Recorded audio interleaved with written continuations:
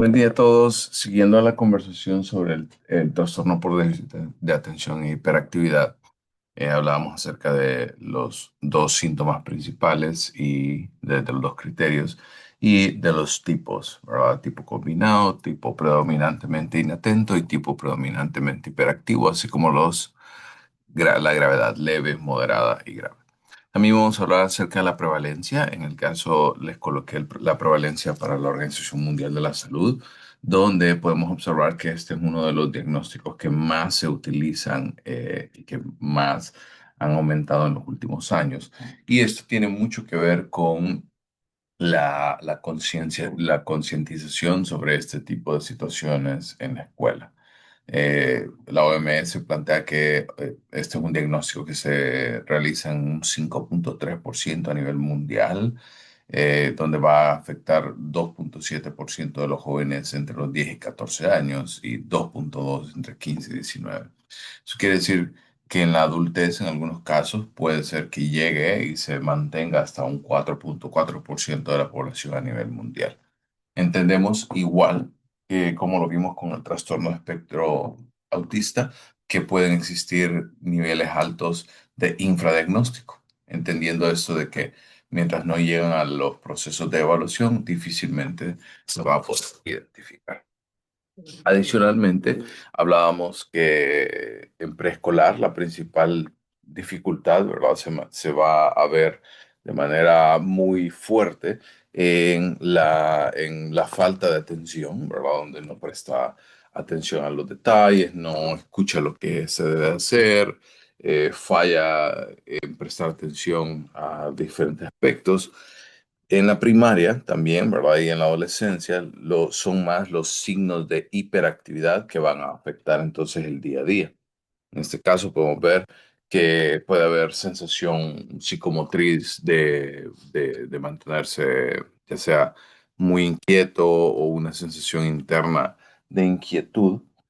También en la adultez tiene mucho que ver el hecho de la falta de atención, inquietud, así como en algunos casos la impulsividad. Incluso vamos a ver más en una diapositiva un poquito más avanzada que va a ocurrir que la impulsividad se va a ver muy asociada con los intentos suicidas, sobre todo en la adolescencia y la adultez, que sufren o que han sido diagnosticadas entonces con TDAH.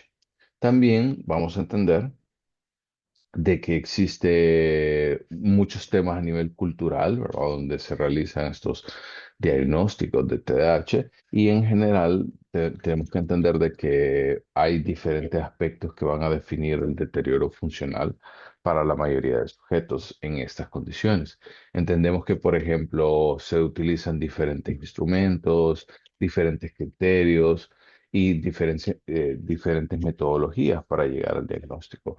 Sobre todo también puede existir un posible sesgo clínico y entendemos por un sesgo clínico donde, donde el profesional va a tener entonces alguna predilección eh, por diagnosticar o por cumplir con este tipo de criterios diagnósticos por sus propios niveles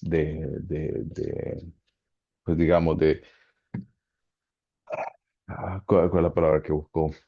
Su propia experiencia, ¿no? Puede ser que este profesional tenga estas dificultades para llegar a generar una conclusión particular.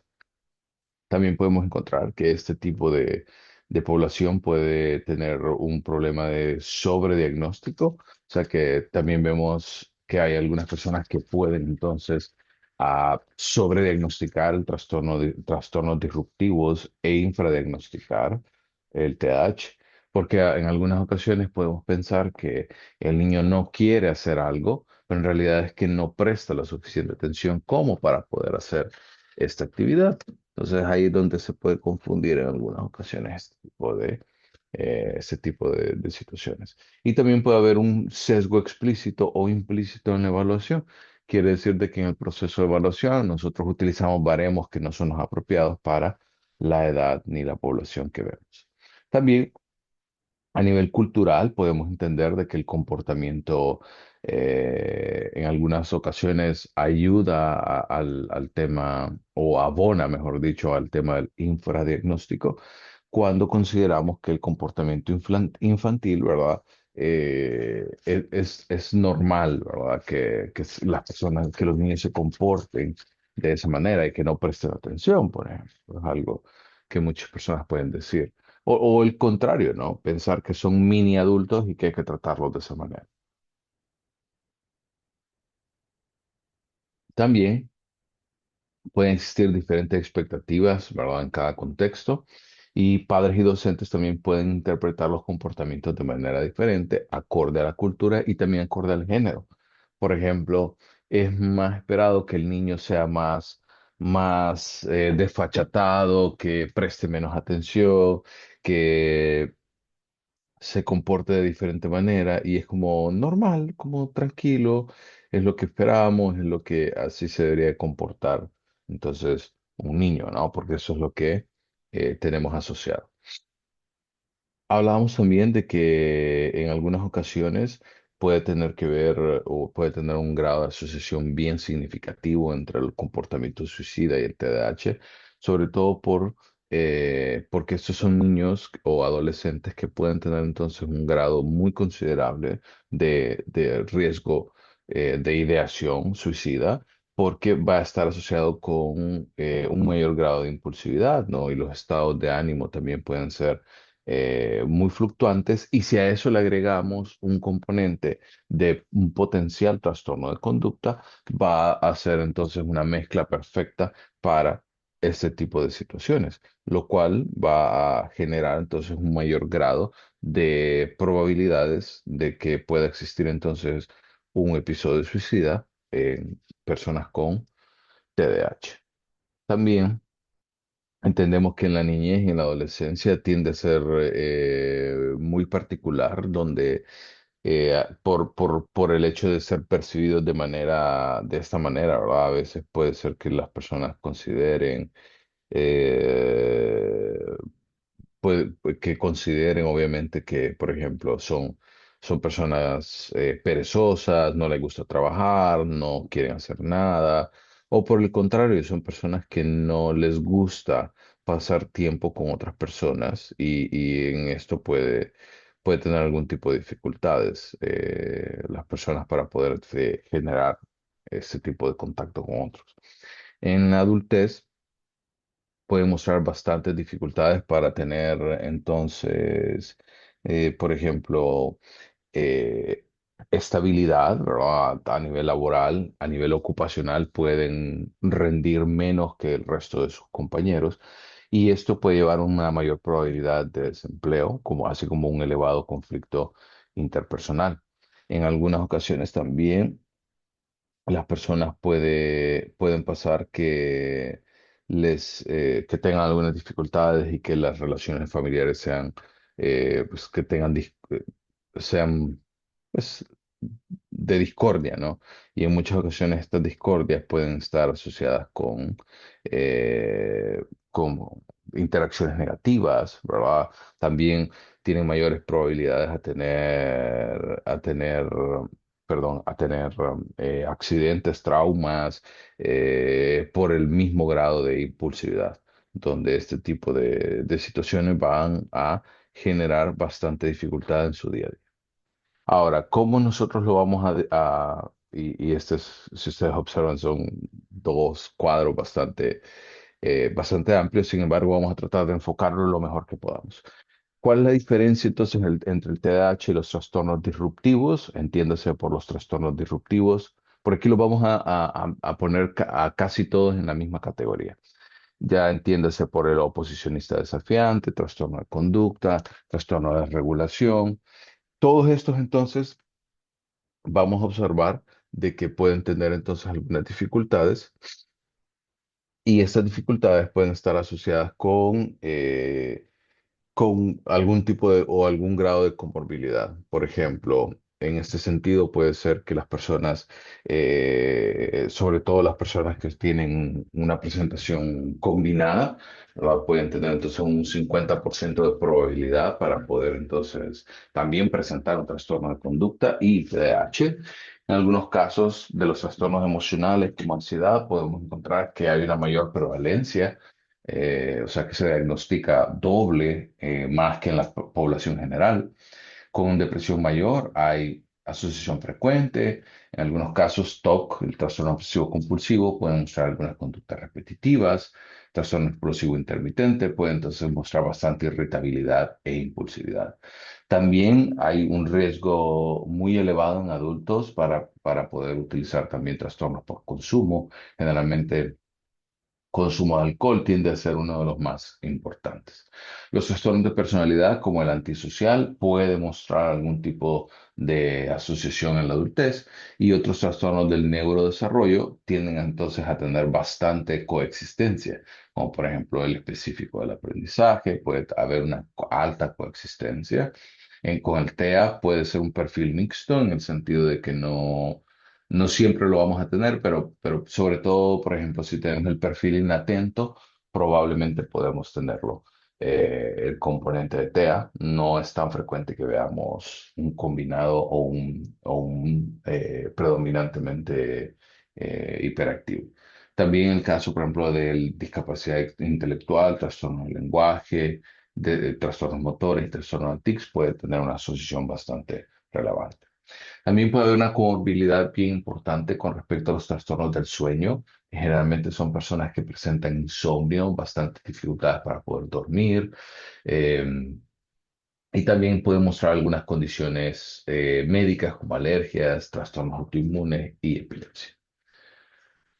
Ok, entonces esto nos lleva al último trastorno que vamos a ver, que es el trastorno específico del aprendizaje, donde vamos a notar que son algunos componentes asociados y que la dificultad es específica para poder aprender, para poder utilizar habilidades académicas, y esto es respaldado por algunos de los síntomas que han persistido al menos 6 meses, a pesar de que se le ha dado intervenciones dirigidas a estas dificultades.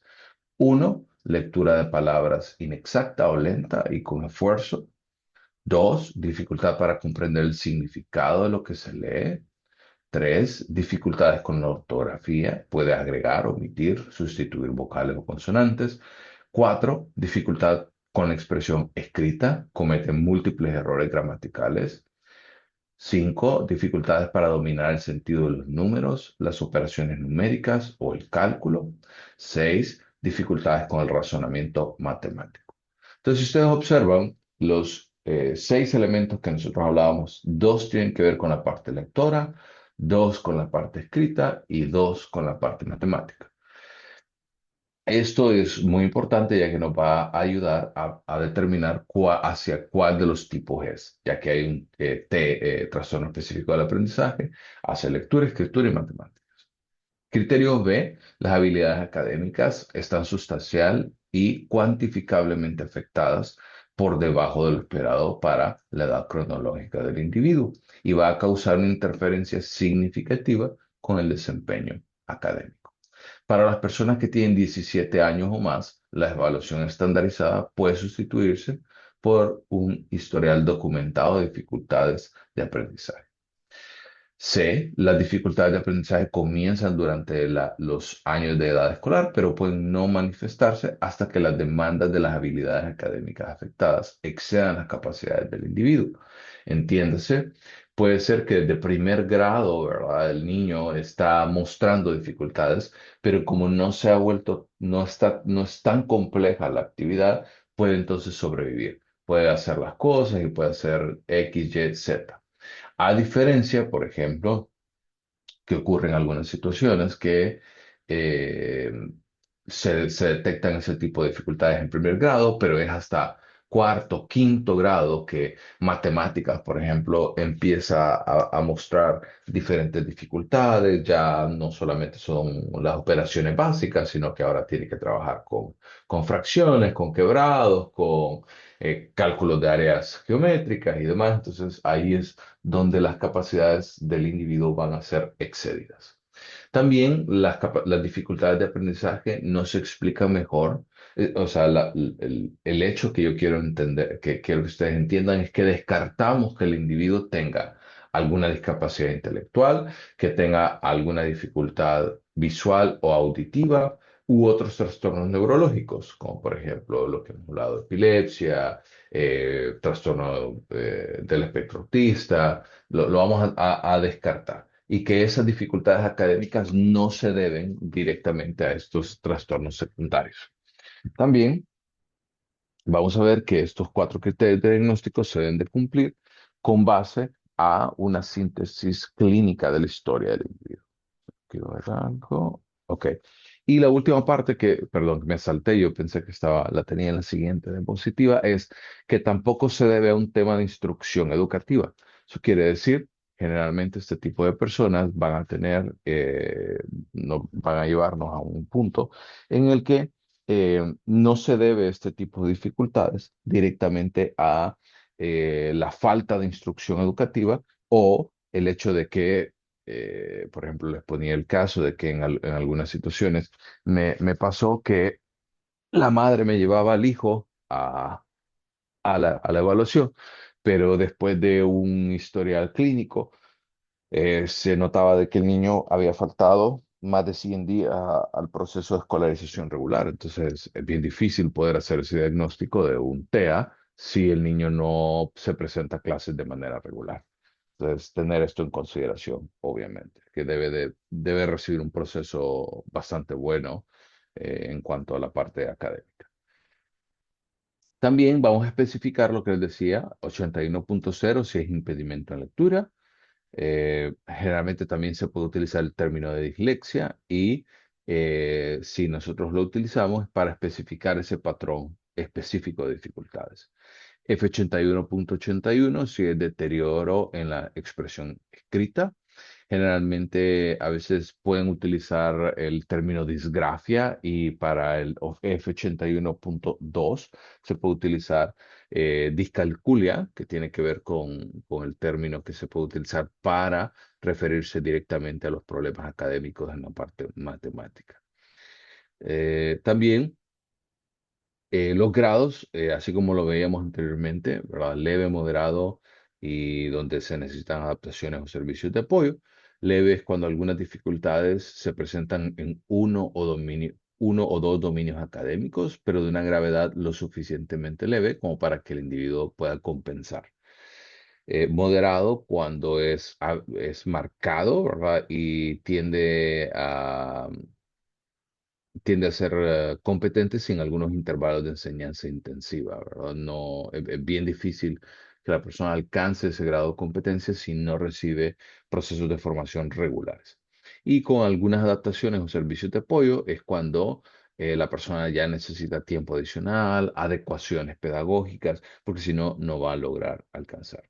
Y finalmente, el nivel severo, que es cuando hay dificultades bastante graves para poder aprender estas habilidades, y esto va a continuar durante la mayor parte de los años escolares, incluso descartando adaptaciones, servicios apropiados en el hogar, servicios de reforzamiento. Generalmente son individuos que va a ser muy difícil que completen las actividades de manera eficiente. Los síntomas del trastorno específico del aprendizaje tienden a ocurrir con frecuencia, ya sea en alguna de las tres áreas, y es como un perfil desigual de habilidades. Por ejemplo, puede haber una combinación de habilidades en dibujo, diseño, pero bastantes dificultades en la parte escrita. El trastorno específico del aprendizaje suele estar precedido en los años escolares por algunos retrasos en la atención, el lenguaje, habilidades motrices que pueden persistir con el trastorno específico del aprendizaje. También existen algunos factores de riesgo, como por ejemplo los ambientales, que tienen que ver, por ejemplo, con exposición a neurotoxinas, riesgo, por ejemplo, a nivel socioeconómico, donde pueden existir bajos niveles de nutrición, ¿verdad? Donde podemos encontrar niveles de nutrición perdón, niveles de desnutrición infantil. Esto puede marcar también el desarrollo del cerebro. También algunos riesgos de trastorno de aprendizaje pueden tener que ver con la contaminación del aire, por ejemplo, que la madre sea expuesta entonces y que utilice nicotina, por ejemplo, el plomo o manganeso, que son dos componentes que están muy asociados, por ejemplo, con, con la aparición de este tipo de condiciones, ya que pueden generar, por ejemplo, dificultades en el día a día, pueden generar, por ejemplo, dificultades en la formación del cerebro.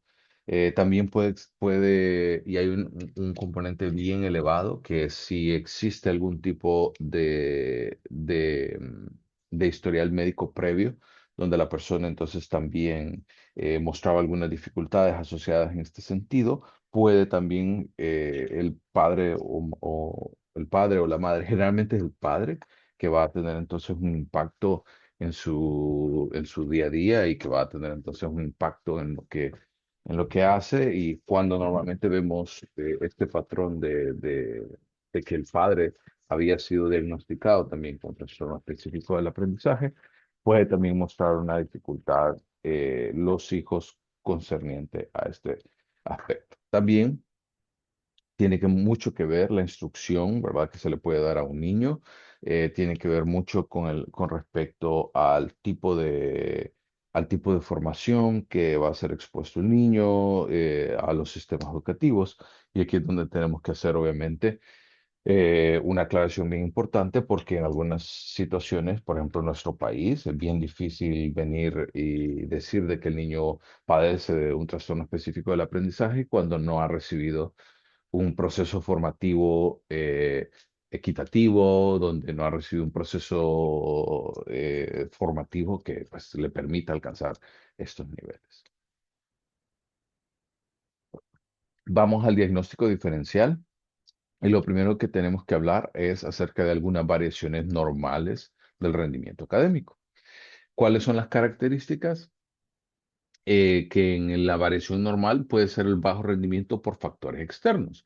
Por ejemplo, puede ser por falta de oportunidades educativas, puede ser por una instrucción deficiente, aprendizaje en segunda lengua, puede ser, por ejemplo, con elementos inherentes al individuo. Puede ser que no se esfuerza, que no tiene las habilidades o los hábitos para poder alcanzar esas metas.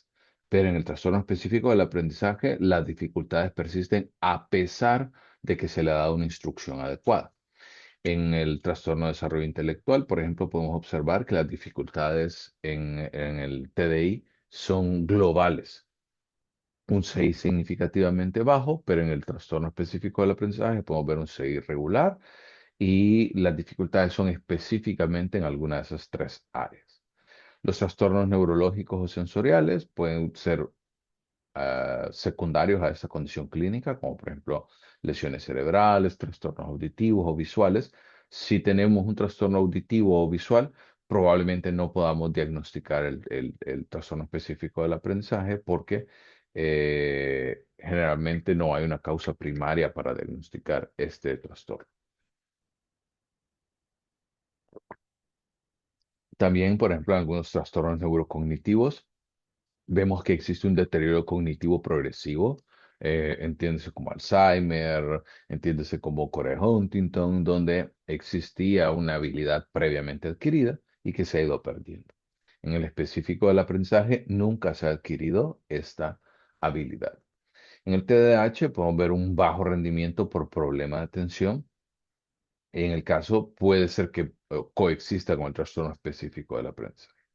Los trastornos psicóticos que hemos hablado, como esquizofrenia, esquizofreniforme, existe, ¿verdad?, una alteración cognitiva asociada con psicosis, lo cual puede generar un declive funcional muy rápido. Sin embargo, en el caso del trastorno específico del aprendizaje, tiene que ver con dificultades académicas específicamente y que van asociadas con el proceso de desarrollo. ¿Con qué puede estar asociado a nivel de comorbilidad? Con otros trastornos, la deficiencia, hemos hablado acerca de las deficiencias en lectura, escritura y matemáticas. Puede haber un grado importante de asociación con TDAH o con otros trastornos del neurodesarrollo, como trastornos de la coordinación, espectro autista, Otros trastornos mentales como ansiedad y trastornos depresivos y algunos problemas conductuales como conductas disruptivas. También puede haber alguna relación entre dificultades de matemáticas y lectura o un déficit cognitivo. Generalmente es un mismo síntoma que puede estar asociado con diferentes déficits cognitivos. En este caso, los procesos cognitivos se van a ver evaluados, no solo el rendimiento académico observable.